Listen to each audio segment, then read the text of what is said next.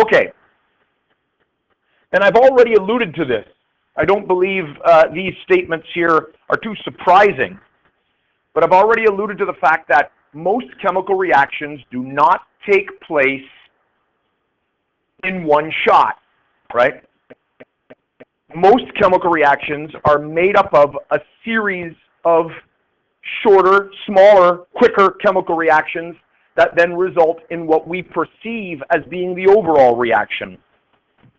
So again, it's another way of looking at what's going on in that arrow. It's not another way, it's a more deeper way of looking at what's going on in the arrow. Yesterday we talked about how when going from reactants to products, there's this little energy hump that we've got to get over as the bonds are breaking and being formed. We call that the activated complex. Now what we're saying is, not only is there a little energy hump in there, but in that arrow, there could actually be 2 or 3 chemical reactions taking place one after the other very quickly that then results, each one with its own little energy hump. So we're saying then that a chemical reaction typically is made up of a series of steps or a series of chemical reactions. These chemical reactions, each of these little chemical reactions are called elementary reactions. So we've got a series of elementary reactions that when added together gives us what we perceive as the overall chemical reaction. Each of these elementary reactions will involve either a single molecular event, like a chemical maybe spontaneously decomposing, maybe after being struck by some light, or perhaps 2 particles running into each other, all right? Those are common events when it comes to chemical reactions. So a single molecule, we usually call that a unimolecular event. And it's actually probably being collided with some light, or maybe some heat is agitating it and it breaks the bond, or what we call a bimolecular event, 2 molecules running into each other. Very rarely do we have what we would call a trimolecular event, where 3 particles are colliding with each other simultaneously in the same point in space at the same time. That's a rare situation. So we have these elementary reactions that are then going to add up to our total reaction. Now, here's how the rate law comes into play. The order of the rate law, that exponent that we determined experimentally, the order of the rate law with respect to the reactants in an elementary step is the same as the coefficient in the balanced chemical equation. Now at this point, that statement might not have any context. We'll put it together in an example in a moment. But just to think back about when we were determining the exponents at the beginning, I said you can't get the exponents from the coefficients in the balanced chemical equation. That's for the overall reaction. But what I'm telling you here, that for the elementary step, the rate law is the coefficient. So that's a difference. Again, you're probably right now thinking, huh? What? What did he say? Don't worry, we'll do an example. It'll become clear because I'll do an example. I'll take the coefficient. I'll show you where it moves in. So this is different than before. All right. Why am I not advancing? Oh, I'm concerned because I don't think my smartboard's going to work. Where's my little smart button here? You can write this down, and I'm going to see if I can get this to function. Yeah, there we go. That's no good. So I'm going to freeze the screen, and I'm going to see if I can get that to work, or this just falls to pieces.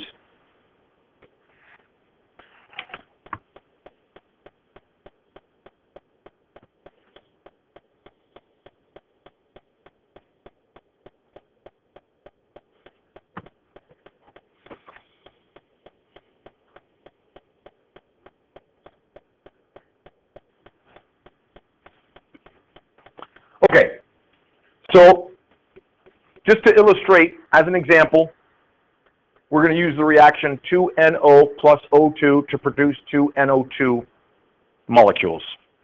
This is a pretty run-of-the-mill chemical reaction. We've got our reactants, products, and we've got some coefficients in there. What I need you to do now is when you look at a chemical reaction like this and you see that there are 3 reactant molecules, you need to think critically and say, that's not likely happening in one shot. That is not likely just simply three particles coming together and going through some activated complex and then becoming a product. And that's because, again, the rarity of three particles traveling through three-dimensional space coinciding to one point in space where they collide at exactly the same time is a very rare event. So essentially, any reaction that involves more than two particles colliding probably is going to be taking place as a series of elementary reactions. So that's what we've got here. Unlikely to occur in one step. Three molecules would have to collide simultaneously. Proper orientation, sufficient energy, and the probability of that is very low, all right? If it were the case, and that's not to say that there are no reactions that take place like that, but the reaction rate would be incredibly slow because, again, the probability of that happening would be very low. So let's talk about a possible reaction mechanism.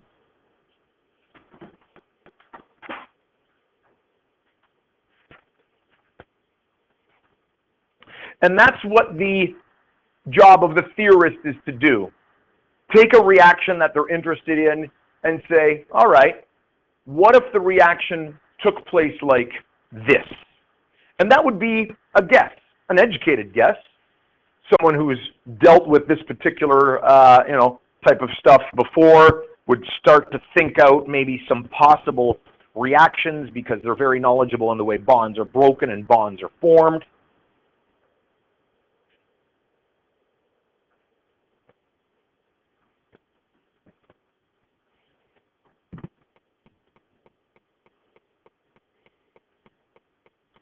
And this is just my, the space doesn't need to be there. That's just simply to say overall reaction. I don't know why there ended up to be a large space in there. But there's our overall reaction right there.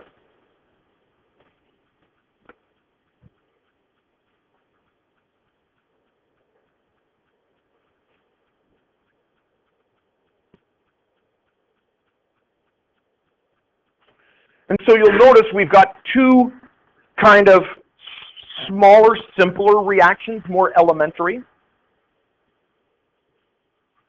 So we've got two simpler reactions. And again, just like Hess's law, they have to add up to what our overall reaction is. Now this is different than Hess's law, in that in Hess's law we want to find the delta H, and we simply need chemical reactions that if we flip around can add up to the reaction we're interested to. In a Hess's law problem, those reactions that we put together don't even have to be the same reaction that we're doing. It doesn't have to really have to do anything with the reaction that we're studying. As long as when we flip them around, we can get them to cancel out and total up to that reaction. So it's like we're just picking any reactions in order to add them up. That's Hess's law. In this case, we're proposing elementary reactions that we hope truly exist, that if added up will result in the overall reaction. So in this case, we're proposing actual little elementary reactions that we hope truly exist in the formation of those products. Now, Hess's law would still work with this scenario. If we were to know the delta H for that elementary step and the delta H for that elementary step, the delta H for the overall reaction would be that. We would add them up. Hess's law still applies. But in a reaction mechanism, we're expecting, if we're theorizing it correctly, that this reaction actually happens first, and then this reaction actually happens second to result in the overall reaction. So that makes this a little different than Hess's law. But like Hess's law, we can add up our elementary steps.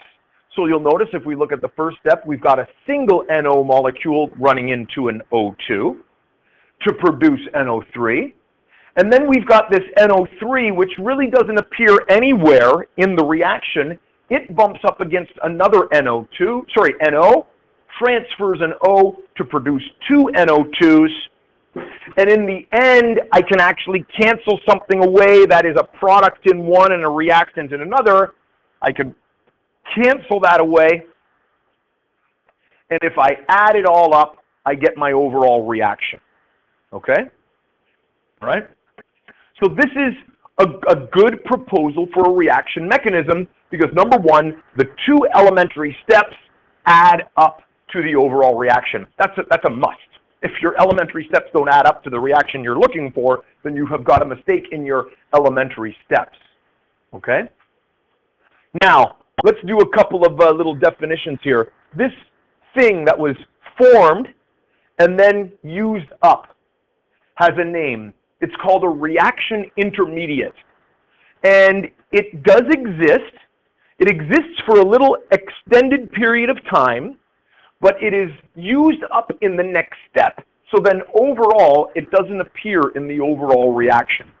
So that's called a reaction intermediate, and we will define that.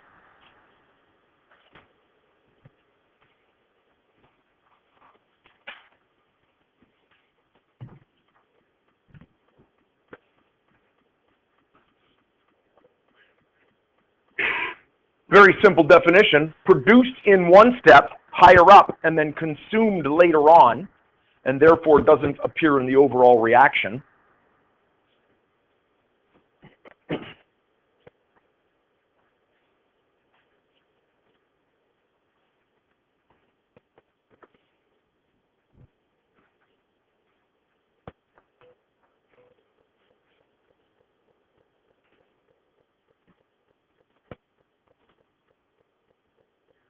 Now let me stress something here.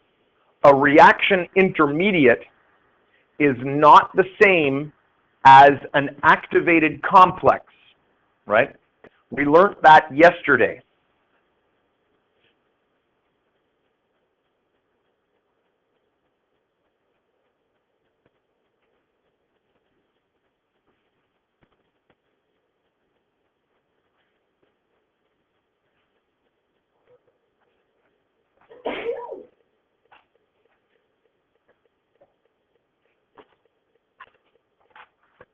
Okay, so a reaction intermediate is something that is produced in one of the elementary steps, sits there for a brief moment, and then is run into by something else, and then used up in the subsequent step.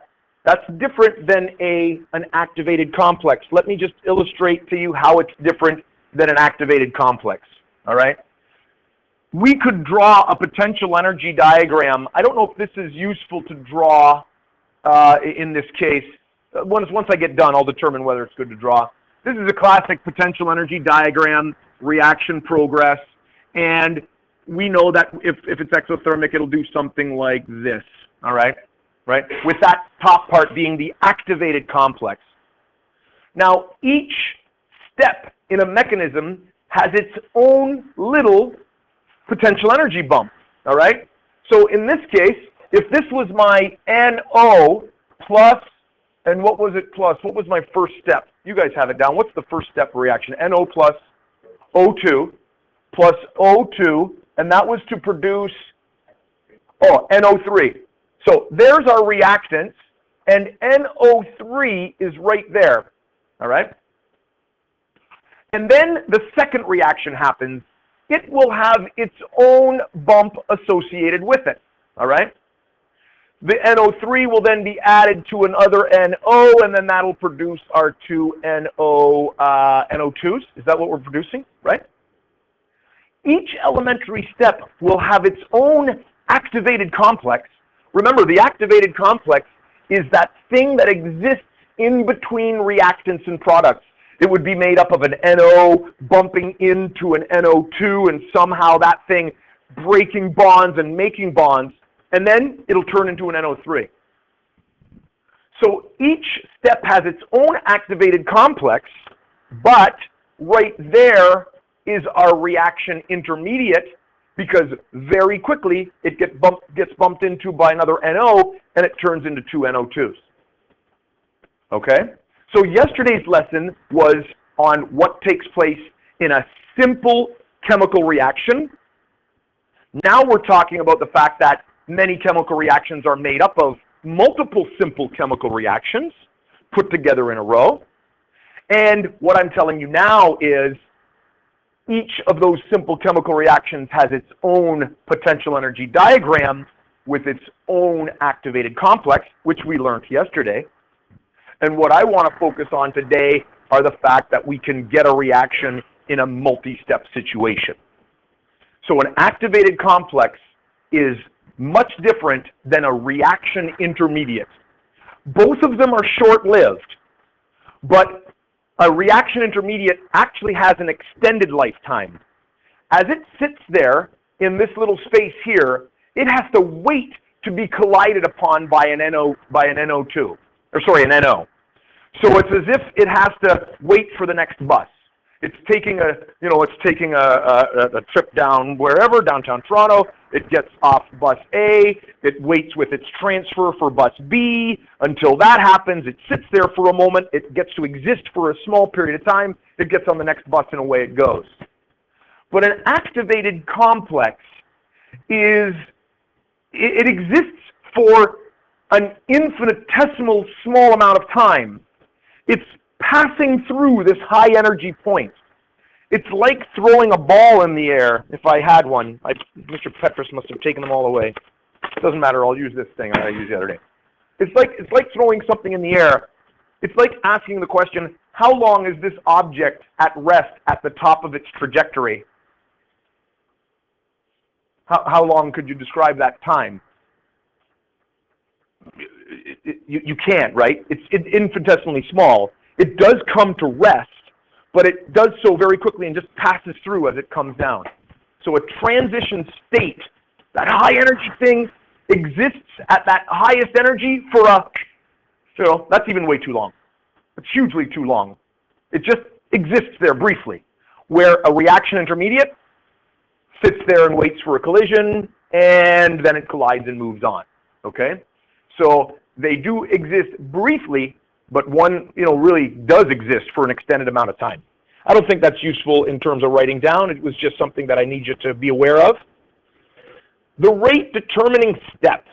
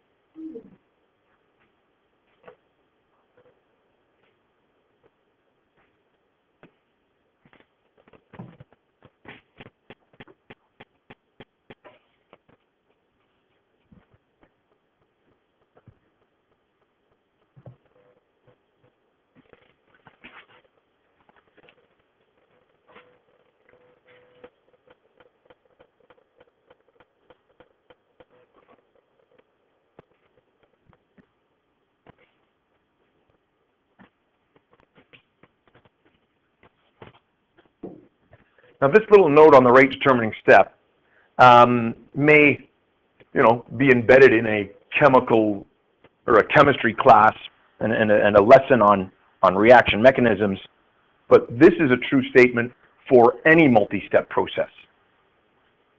This particular idea that in a process that takes more than one step, that there always will be a slowest step, and that process cannot proceed any faster than the slowest step. That's true for everything.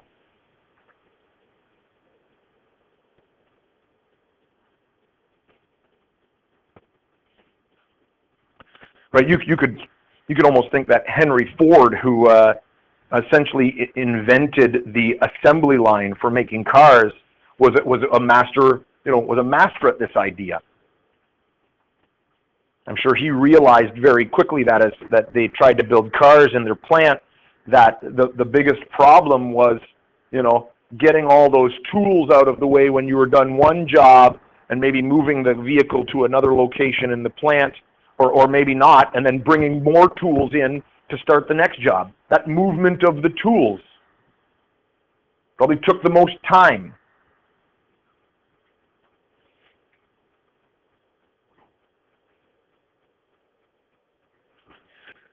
The last two bullets relate directly to our chemistry situation. The rate law for the equation for the overall reaction will be the same as the rate law for the rate determining step, for that slowest step. And therefore, we can come up with a theoretical explanation for the rate law. And you know what? Let's just not worry about that right now. I want to now talk again about this slowest step. All right? Every process that involves multiple steps, there's always going to be a slowest step. And the whole procedure cannot proceed without getting past that slowest step. So let's have 3 volunteers. Again, I need some fighter jets made out of Lego. Remember the fighter jets? Remember when I made the fighter jets? What's that? You tried to make them last time around? I don't want you back. I need 3 volunteers. I need some fighter jets made because my brother's coming after school. We're going to have a battle of the fighter jets, right? No, he's not actually, but it would be funny, wouldn't it? Nobody wants to play. Come on, birthday girl, come on up. That's what my computer tells me. Come on, come on. Come on down, Jess. Really? You just got to put Lego together. Okay, come on up, Jen up. Yep, good, excellent. I need 1 more volunteer. Jenna R. Come on, Jenna R. You guys can do it. Excellent. Come around this side. All right. Here's the model of my fighter jet. Doesn't matter what the colors are. I'm not that picky, but they're the 2x4 blocks, right? You make a little step there, put a couple of wings off to the side. Okay. So I'll put this down here as the first model. So Jenna, you right here. You're going to be the builder. All right, and other, Jenna, you guys are killing me. Hold on, don't build them yet. That's not your job. Your job's just to build. Jenna R, right here. You need to pick out the parts for her, all right? So she needs 1, 2, 3, 4, 5 2x4s. Don't go yet. Don't go yet, all right? And all you have to do is line them up nicely on the aircraft carrier so that when my brother attacks, we can take them off nicely. So we want them lined up, like on the old movies, how they're lined up sideways, right? Okay, all right. So go ahead. Build us some fighter jets. Quickly build them. Because my brother's coming, he's going to attack. I'm going to have 1 lone fighter jet sitting there. He's just going to come up and go, there's going to be nothing left. Come on, let's go, let's go. That is not even the right orientation here. Here, yeah, that's right. We'll turn it this way so we can see it. Perspective diagram. There we go, there we go. No, you want to put the nose on the other way. Okay, here, let me guide her on the first one. I think we found the rate determining step. There you go. Yeah, but the tail of it. Okay, line her up. Excellent, good.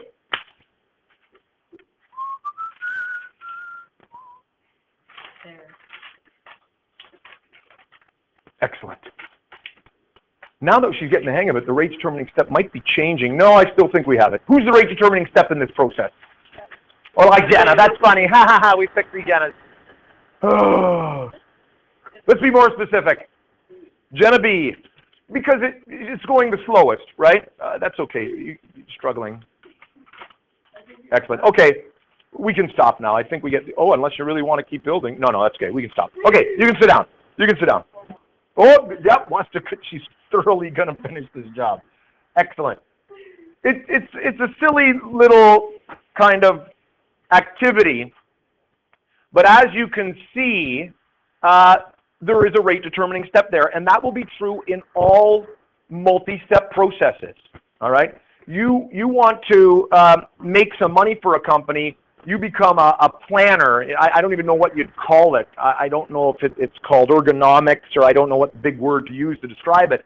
But I'm sure there are companies out there that go and work for other companies, look at their processes and say, look, there's an inefficiency right there. That's your slowest step. If we can speed that slowest step up, then your whole process is going to get faster, because the slowest step always holds up the process, right? If a step in front of it is faster, then you'll have intermediates building up at that particular part. If we let this go, right, Jenna R would have had piles of 5 sitting here, right, and Jenna B would have been, oh my goodness gracious, look at all the piles, right, and then, right, Jenna would be, putting them right there, be no problem, right?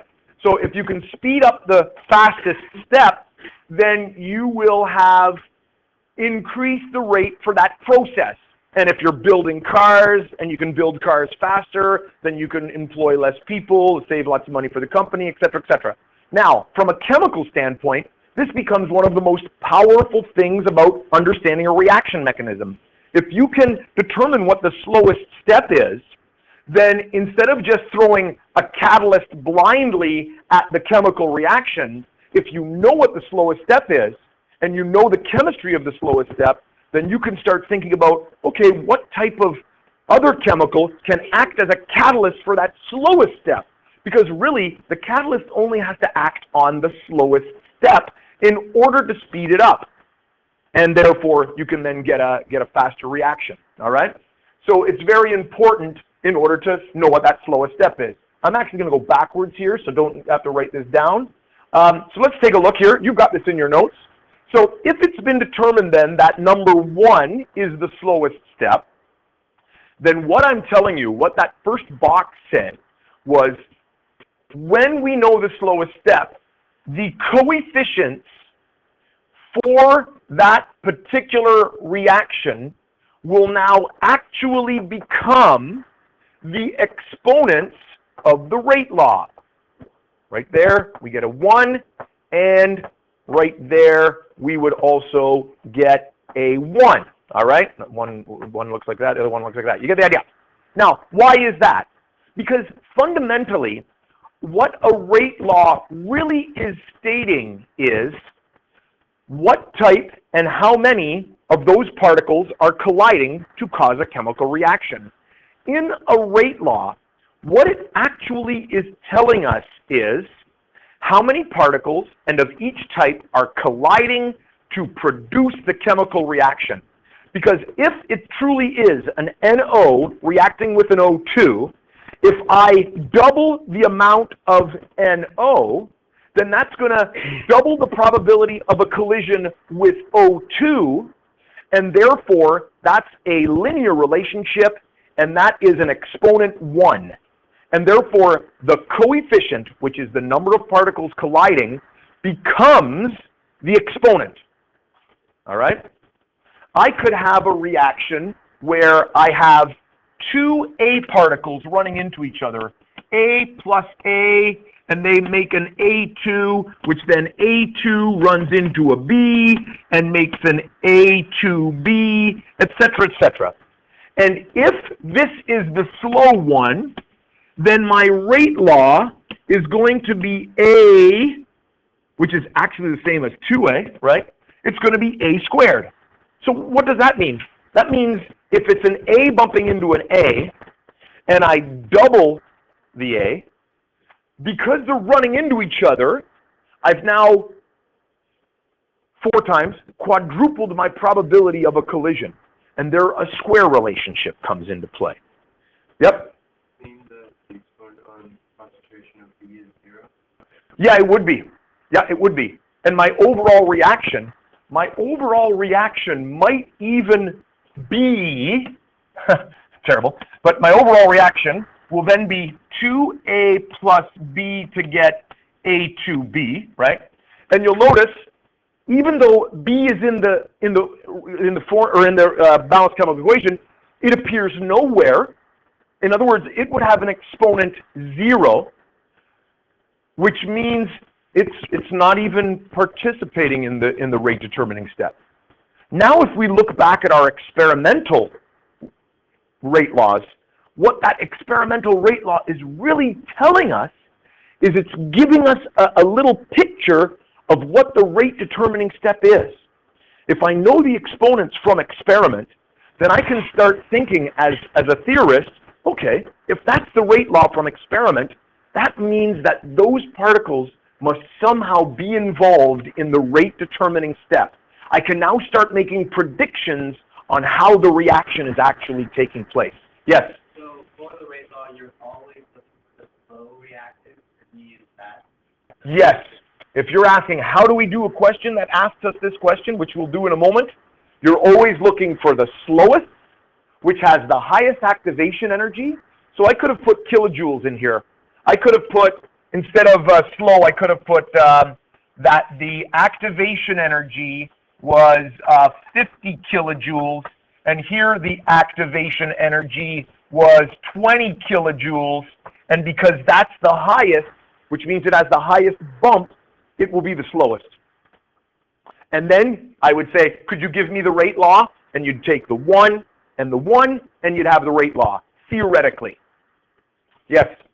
This is stuff on step 2 to get the overall reaction active plus If I'm giving you questions, yes. I am not making you predict a possible mechanism. What I could do is I could give you, the most I would give you would be, I could give you a rate law like this, and I could say, propose a rate determining step. That I could do. I wouldn't say propose an entire mechanism, because that's like determining what an activated complex looks like. You guys don't have enough training to slap down some equations and make predictions on what the reaction mechanism is. So I wouldn't expect you to do that. But if I gave you a rate law and said, could you propose an elementary step that is the rate determining step, then I don't think it would be too out of the ordinary for you to go, all right, well, I need 2 A's, A plus A gets, and then what does the product? That you could just kind of make up, 2A. And I'd say, yeah, good, because I'm looking for this. 2A, 2, yeah, you did it, good. You proposed kind of what a rate determining step could look like. So I would never make you predict an entire mechanism, but I could make you predict a rate determining step equation. All right? Okay? So those are the things that I need you to know. Okay, let's just talk about a couple of other things, and then an example, and then I'm done. All right, so there's a summary, but hold on. I got to do a catalyst thing first. Let's talk about catalysts first, then I'll go back to the summary. Sorry. Gee, you guys are so fast.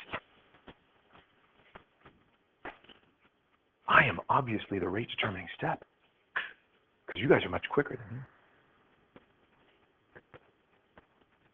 But then the slowest writer in the class is what determines when I get to advance the slide. So it's always fun for me to see who's the rate determining step in that mechanism.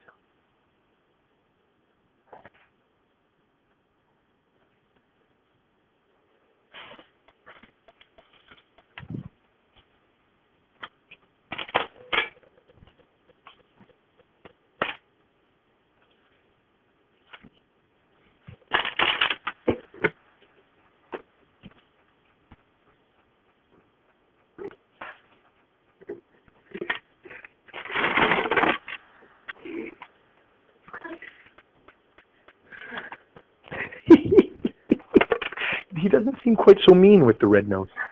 That's what Darth Vader does, I guess, on theme days on the Death Star. Wouldn't they have a council, like a social council on the Death Star?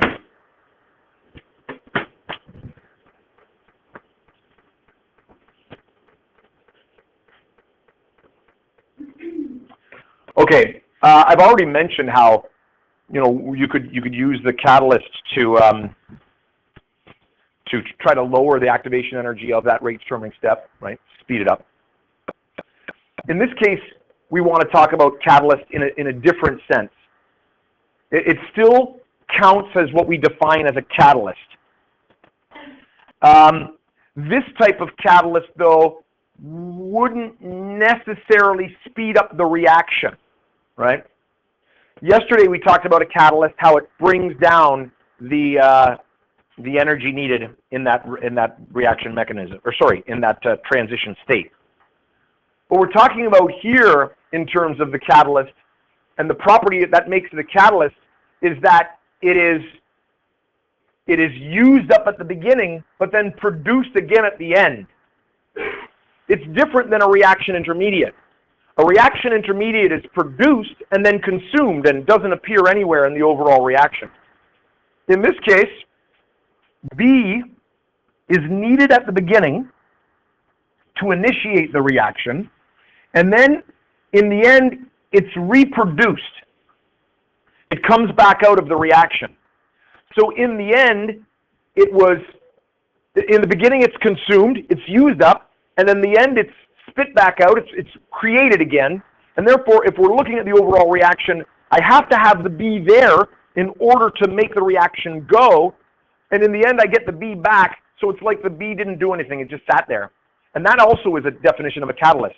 It's something that is needed to make a reaction go, but in the end isn't consumed during the reaction process. So in this case, the example here, the catalyst is B, because it's it's consumed here. Oh, I wanted to write consumed, and I was thinking S. Consumed here, all right? And then down here, it's produced later. And therefore, B is the catalyst. So it's consumed and then produced. There's a reaction intermediate in this example as well, where it is produced, then consumed. Which is the reaction intermediate? Yep, Kristen. C. So in this case here, we have it, well, I'll change colors. I don't know how you want to do it. Here it's first, I guess I could put first produced, and then here, second consumed. All right? And therefore, C is a reaction intermediate. I guess I can add that to this one. For the catalyst, it is first consumed and then second produced. And second doesn't mean that it has to be in the second reaction, but it just has to be a little later on in the mechanism. It could be third or fourth or fifth reaction down, doesn't matter. I'm just illustrating it here. Okay? So that's what we would call a catalyst in the sense that it is first consumed and then produced, and in the overall reaction it looks like it just sits there and does nothing. But it's needed for the reaction. And you know what? If this was the slowest reaction, the catalyst would actually be part of the rate law, but you might not know that when you were doing it experimentally, because who would think to add this catalyst to help the reaction out? So it becomes very difficult to find out these catalysts because of the fact that they're first consumed and then produced. Okay, so let's back up to the summary, and then I've got an example problem, and then all kinds of practice problems in terms of the review stuff. So there's some reaction mechanism practice, and then of course all of the review questions. This question that I'm giving you here are actually the example questions, so you don't have to write out all those equations as we do the examples.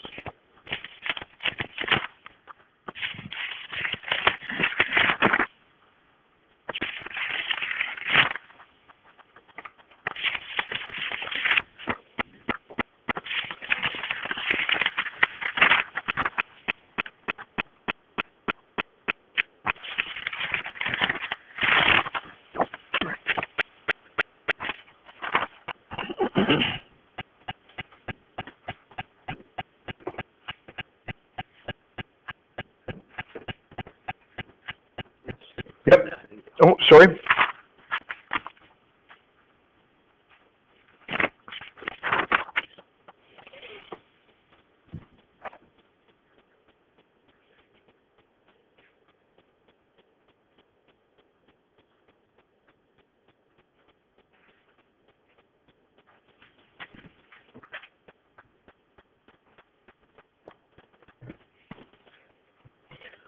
When we say here in number 2, for the reasonable mechanism, has a slowest step, which is the rate determining step, which is consistent with the rate law equation.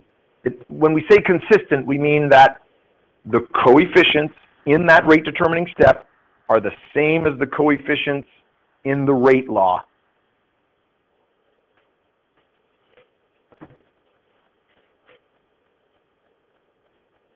So in a question, I'll typically, I'll give you a mechanism and I might give you a rate law later on, and I'll ask the question, is the mechanism good? Is it consistent with the rate law? And you'll be checking for these types of things, right? You'll check to see if there's any elementary steps with more than 3. Does it have the slowest step where the rate coefficients are in the right spot on the rate law? And does it add up to give you the overall reaction that we want? Those are like your checks. And then if it does, you say, yeah, that's a good mechanism. That could be the case. If one of those things are off, you say, no, this isn't a good mechanism because of this. Okay?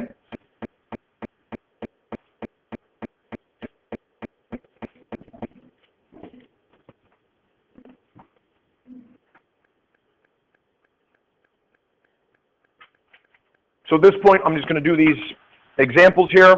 You don't have to write them down. You might even be able to do them right on the page. Oh, you've got a little half page. Yeah, you might. The biggest picture problem is that EP diagram in C of number 1. That might be tough to squeeze in there, but you might be able to do it. If not, you can just put it on the back. Okay, so let's go through some possible questions that you may encounter. So I'm just going to bring these all up. All right, so overall reaction. What do I have to do to determine the overall reaction? What am I doing here to determine that overall reaction at the bottom? Yep, just canceling out intermediates and catalysts, essentially. Somebody tell me some stuff to cancel out. If you see one, just let me know. Yeah, what do you got, Alina? HO2BR, and there we have it in that step. We get rid of it in that step. I like it. Anything else? I think it was Mr. Kroll at the back. Yeah, so it's used up in 2 different steps, but that's right. Those 2 gets rid of those. I like it. Anything else?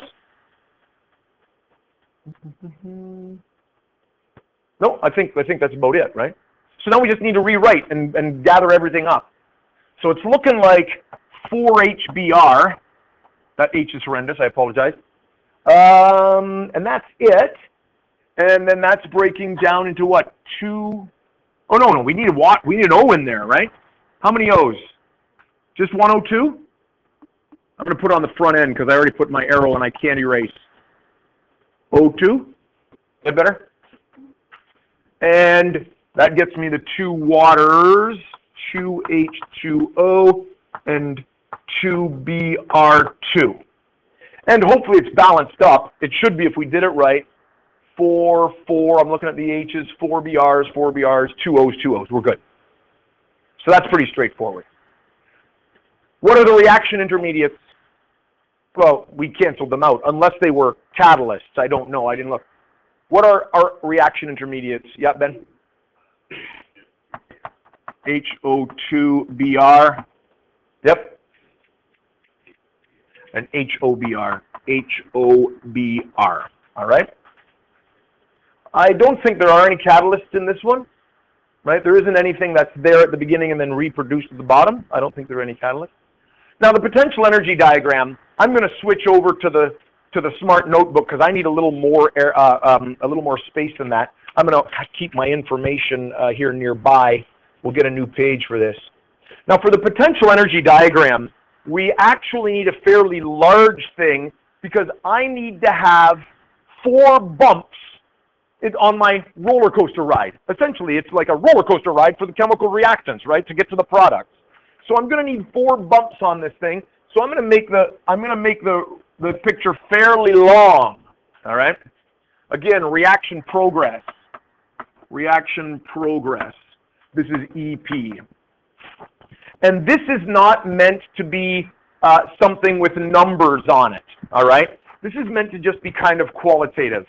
Step 1, well, notice that the overall reaction, and actually I don't have it here on that page, but did you notice on the other slide when I had it up there? The overall reaction, you've got to know whether it's endothermic or exothermic to complete this. And you'll notice I put here that it is less than 0. It is exothermic. You don't have that there, but you need it in order to draw it. Because I need to know that my starting line, all right, is at the very end of all of my roller coaster ride is higher than my ending line. I've got to come down at some point in time. And that's how I get that bit of information, because I've been told that the overall reaction is exothermic. So now, my first step is slow, and it is a delta H that is greater than 0, which means where does my next line have to be? Above or below that one? What's that? Above it. It's endothermic. So I just have to have it above it in some way. Okay? And it's slow. Now the speed is related to the activation energy, which means what must be true about the bump in between my spots, yep. It's big, yes, it's big. It's the slowest step, actually, so it needs to be the biggest bump. And I might have ran out of some space, but we'll make it like that. Does that make sense to everyone? If it's slow, it has to have the largest activation energy. It's that simple. Okay. My next reaction is delta H. Where's my ending line? Above or below? Delta H is negative, below. And you know what? Again, qualitative. What must be true about the size of the bump? What's that? It's less than that one. Smaller bump. That's all that matters to me.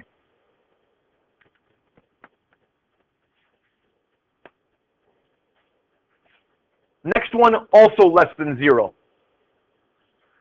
Keep in mind, I got to get down to the end below that, so I can't go too low. Again, how big is the bump? Small. It's not big. And again, like that. Okay?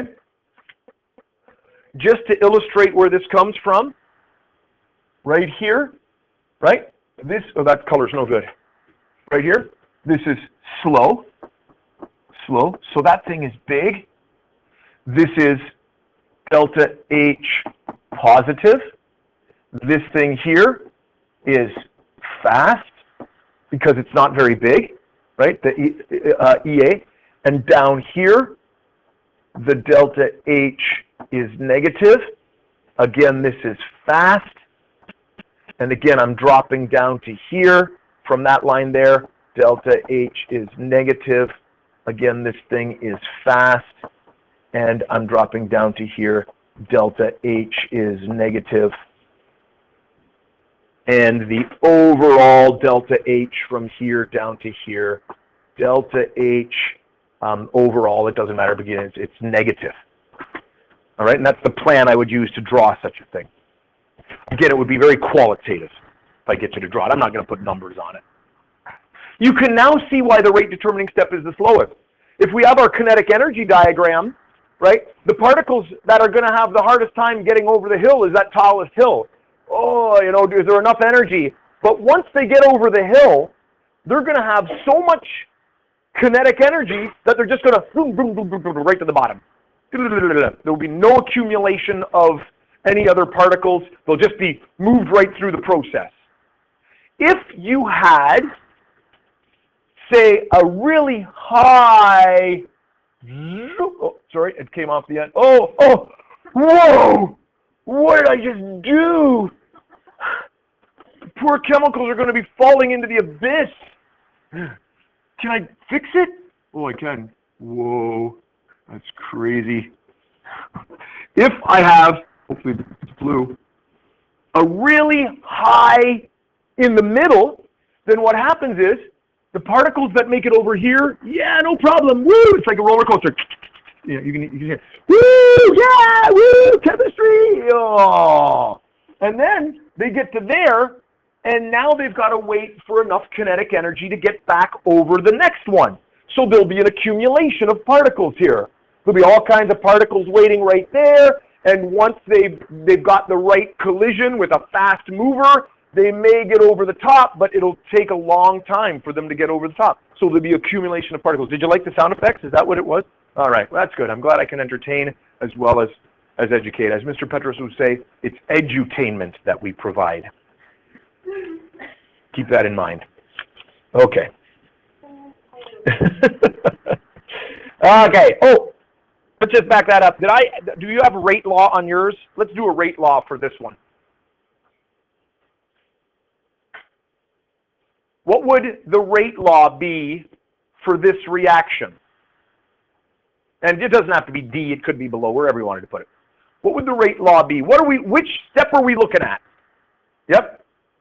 We're looking at the top one. Why? Because it's slow.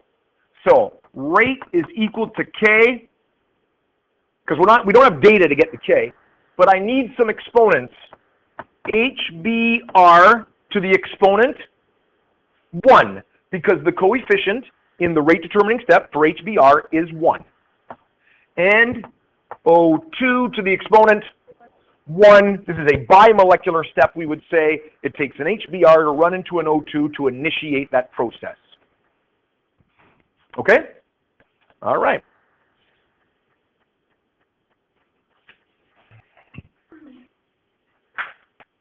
Again, we don't have to wait for any writing here, right? Pretty straightforward. What would the rate law be? Well, if that happened in one shot, what would the rate law be? Yep. N205, I think you said 4, but that's okay. To the exponent 2. You're right. Oh, no, why would you flip that?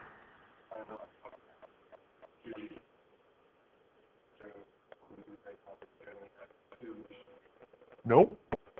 It's only reactants. Only reactants are found in the rate law. And because this is 2, we would have the 2 right there. Okay? It means that 2 of those particles need to run into each other in order for that reaction to happen. Okay.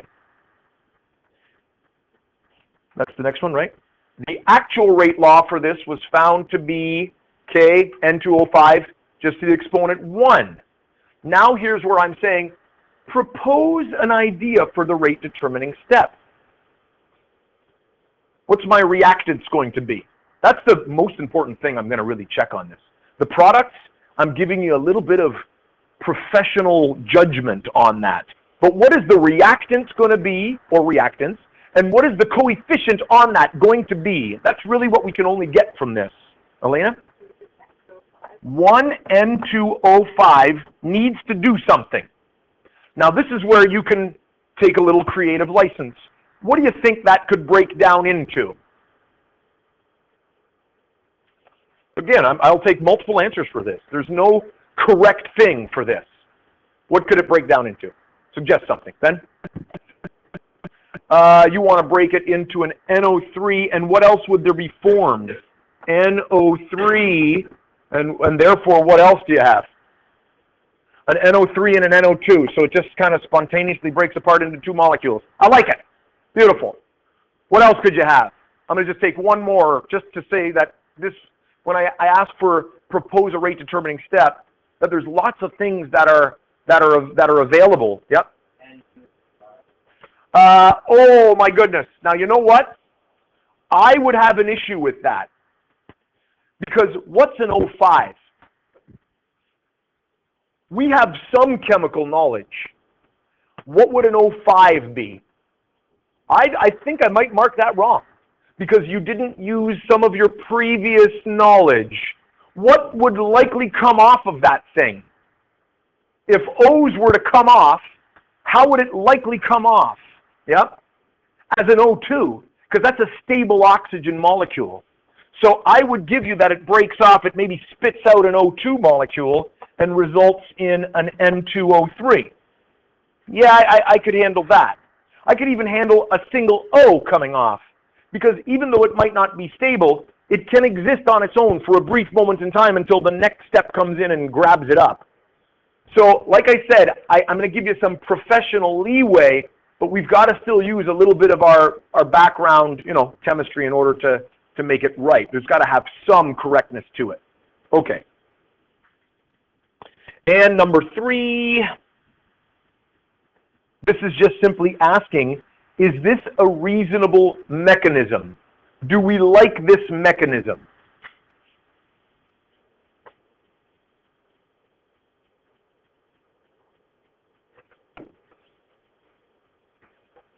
Yep. Yeah, and I would accept that. There's more than 3. Now that's not to say that 3 cannot get together. And remember I said it was really, really rare. And if it's really rare, what does that do to the speed of that particular reaction? Yep. It slows it down. So there is more than 3, but it's slow. Yeah. No, there is no 3 here, because notice, this guy is 1 particle, 2 particles. All right, you see what I'm saying? I would be careful with that 3 particle one. I know I put it in there, if you were to make the argument, I guess I would give it to you, but it is already slow. So yeah, there are three particles. How about the rate determining step and the rate law? Are they consistent? They are consistent. So this might be one of those rare guys. So you know what I would suggest? Don't bother with that three particle rule. All right, actually maybe go back and check that one off. Remember I said a good mechanism is the three particle thing? I would say that this is, yes, a good mechanism, all right? And the reason it's a good mechanism is because the rate law is consistent. I can't spell that. Are you kidding me? Look at all those S's. It doesn't matter. With the rate determining step, all right? Now, the three particle guys, you might be worried about the three particles, but it is slow.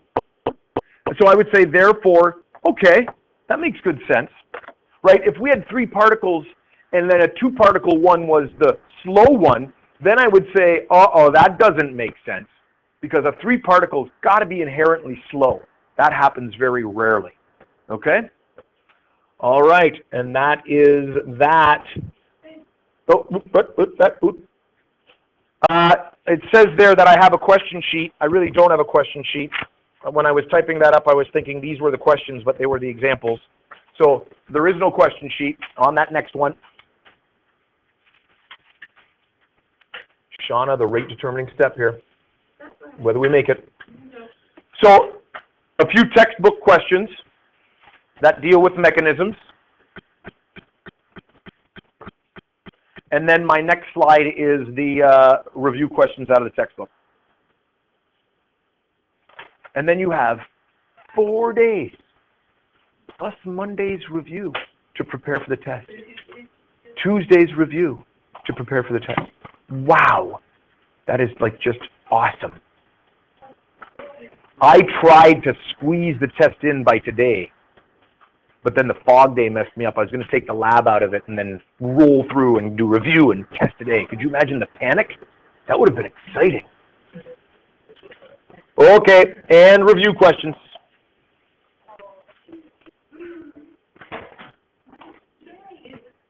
Yeah, it's great stuff.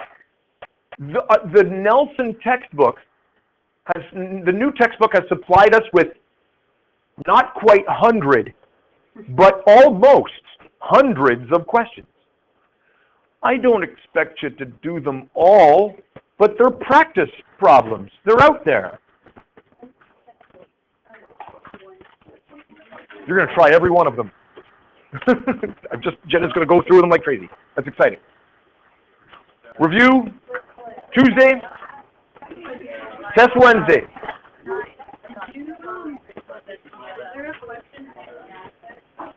Let me stop my recorder here, and then I will check that out.